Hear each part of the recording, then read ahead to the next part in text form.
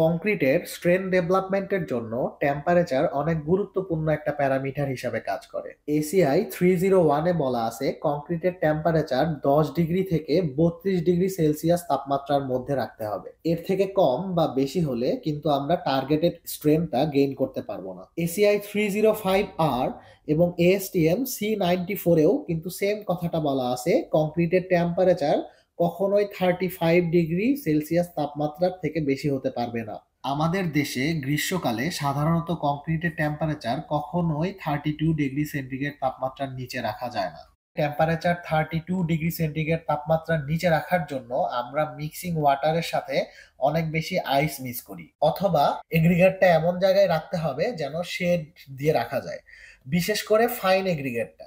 Course aggregate shading না করলেও চলে, কারণ কোর্স এগ্রিগেট কিন্তু আমরা পানি দিয়ে ভিজাইতে পারি, মানে পাথরটা আমরা কিন্তু ভেজাইতে পারি, কিন্তু বালি যেহেতু ভেজাইতে পারি না, সো বালিটাকে কংক্রিট মিক্সিং এর আগে শেডিং করাটা কিন্তু গ্রীষ্মকালে টেম্পারেচার কন্ট্রোলের জন্য অনেক গুরুত্বপূর্ণ।